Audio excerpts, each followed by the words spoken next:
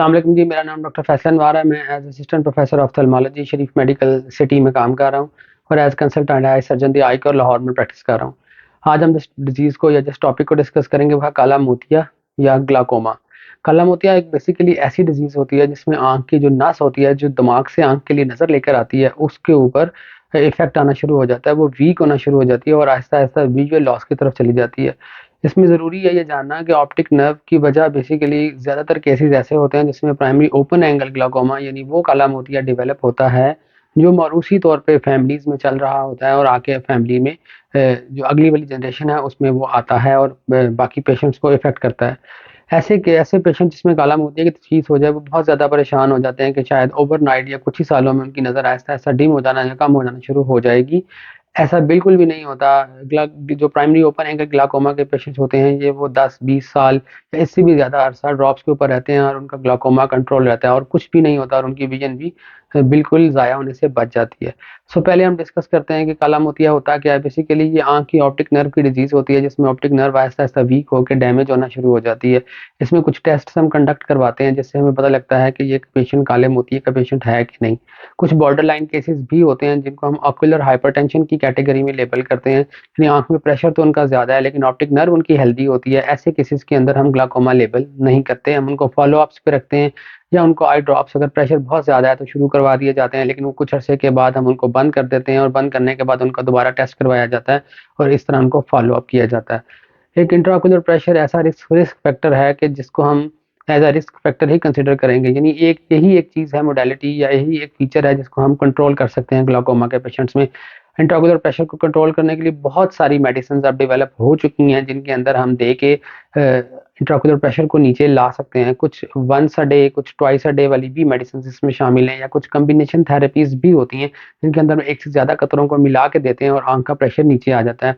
Optic nerve disease जब develop होना शुरू हो जाए तो उसमें पेशेंट को मोस्टली कोई अलामात ज़ाहिर नहीं होती। ये एक साइलेंट डिज़ीज़ कंसिडर की जाती है जिसको हम प्राइमरी ओपन एंगल ग्लाकोमा कहते हैं।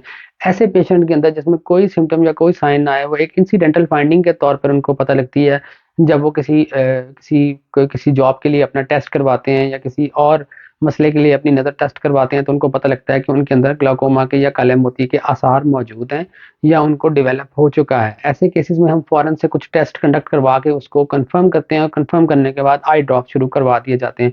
याद रखिए प्राइमरी ओपन एंगल ग्लाकोमा के मोस्टली पेशेंट्स ऐसे होते हैं जो सर्जरी की तरफ नहीं जाते और लाइफ लॉन्ग वो आई ड्रॉप्स पे ही रहते हैं और आई ड्रॉप्स की मदद से उनका ग्लाकोमा कंट्रोल रहता है और उनको कोई विजुअल लॉस डेवलप नहीं होता। लेकिन कोई एक कैटेगरी पेशेंट्स ऐसी भी है जो प्राइमरी ओपन एंगल ग्लाकोमा में आई ड्रॉप्स रेजिस्टेंस डेवलप कर लेती है जिसमें आँखों के कतरों से उनकी नज़र जो-सी इंट्राओक्युलर जो प्रेशर है उनका वो नीचे आना रुक जाता है बल्कि बढ़ा ही रहता है। फिर ऐसे केसेस में हम सर्जरी को कंसीडर करते हैं और सर्जरी करके उनका इंट्राओक्युलर प्रेशर को नीचे ले आते हैं। ऐसी सर्जरी को हम ट्रेबेकुलेक्टमी भी कहते हैं। याद रखिए जो थर्ड टाइप ऑफ ग्लाकोमा आती है उसको बोलते हैं क्लोज्ड एंगल ग्लाकोमा। ये तो हमने डिस्कस किया प्राइमरी ओपन एंगल ग्लाकोमा जो कि फैमिलीज़ में जा रहा था। अब आता है क्लोज्ड एंगल ग्लाकोमा। ऐसे पेशेंट जिनमें एंगल क्लोज़ हो चुका होता है और उनमें ड्रेनेज पाथवे बिल्कुल भी नहीं रहता, तो ऐसे केसेस के अंदर हमें सर्जिकल ऑप्शंस की तरफ जाना पड़ता है। उनको रिपीटेड अटैक्स होते हैं ऐसे पेशेंट को जिनको एंगल क्लोज़र की शिकायत हो।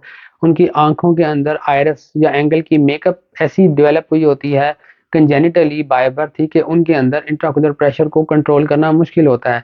उनको मल्टीपल अटैक्स की वजह से ड्रिप्स लगानी पड़ती हैं, ड्रिप्स या ग्लिसरीन वगैरह देकर उनको नीचे लाना पड़ता है और उसके बाद उनको सर्जरी करके आईओपी को नॉर्मलाइज़ करना पड़ता है।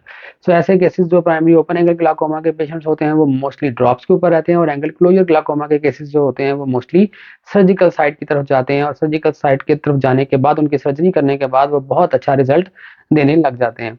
तीसरी जो इम्पोर्टेंट टाइप आती है वो कंजेनिटल ग्लाकोमा की आती है।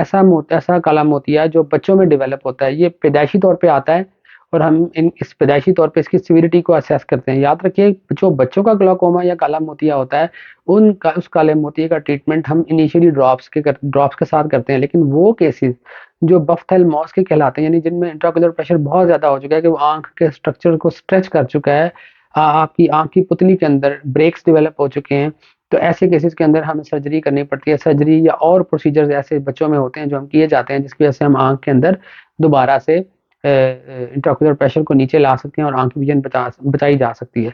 वो पेरेंट्स जो पैदाइशी काले मोतिये का ट्रीटमेंट टाइमली नहीं करवाते और बच्चों को नहीं लेके आते डॉक्टर के पास और लोकल डॉक्टर्स को चेक करवा के आई ड्रॉप्स ले लेते हैं, उनमें इंट्राऑकुलर प्रेशर इतना ज़्यादा हो चुका होता है कि वो इरिवर्सिबल ग्लाकोमा में डेवलप हो चुका होता है। ऐसे पेशेंट्स की नज़र भी नहीं बाल की जा सकती और हम उनकी आँख को भी नहीं बचा पाते और अल्टीमेटली वो एक कॉस्मेटिक डिसफिगरमेंट की तरफ चली जाती है। तो याद रखिए वो पेशेंट्स जो कंजेनिटल ग्लाकोमा के हैं और बच्चों में पैदाइशी तौर पे ये ग्लाकोमा आया है, वो अपना ट्रीटमेंट टाइमली करवाएँ ताकि हम उन बच्चों की नज़र भी बचा सकें, उनको एक हेल्दी लाइफ़स्टाइल दिया जा सके। अब जो एडवांसमेंट्स आई हैं ग्लाकोमा के केसेस के अंदर वो बहुत ज़रूरी हैं। उसमें ये है कि कुछ ऐसे नए ड्रॉप्स डेवलप हो चुके हैं जो वन्स अ डे एक डालने के बाद आप पॉलीफार्मेसी यानी मल्टीपल ड्रॉप से बच सकते हैं। ऐसे ड्रॉप्स हम जब आँख में डालते हैं तो एक ड्रॉप एक कतरे के साथ ही इनफ या काफ़ी होता है जिसकी वज़ह से वो आँख का प्रेशर नीचे ले आता है। जो आप 2-3 ड्रॉप्स डाल रहे थे या 2-3 दफ़ा दिन में डालते थे, वो ड्रॉप्स की जो दिक्कत थी वो अब खत्म हो चुकी है। अब आप एक ड्रॉप के साथ भी आप ग्लाकोमा को प्राइमरी ओपन एंगल के केसेस को कंट्रोल कर सकते हैं। याद रखिए इसमें फ़ॉलो-अप्स बहुत ज़रूरी हैं। अगर आपका इंट्राऑकुलर प्रेशर एक टारगेट प्रेशर अचीव हो चुका है तो हम पेशेंट को 6 मंथ्स फ़ॉलो-अप पे रखते हैं। लेकिन अगर आपका प्रेशर कंट्रोल नहीं हो रहा तो हम 3 मंथली फ़ॉलो-अप पे भी पेशेंट को बुलाते हैं और उनका दोबारा असेस कर लेते हैं। ये टोटली कंट्रोलेबल डिज़ीज़ है, इसमें कोई परेशान होने की बात नहीं है। आप बिल्कुल ठीक रहते हैं इस डिज़ीज़ के साथ, कोई ऐसा परेशानी या कोई ऐसा विज़ुअल लॉस आपको डेवलप नहीं होता। आपने जो करना होता है वही होता है कि आपको इसकी तशख़ीस करा के आई ड्रॉप्स का इस्तेमाल करना होता है।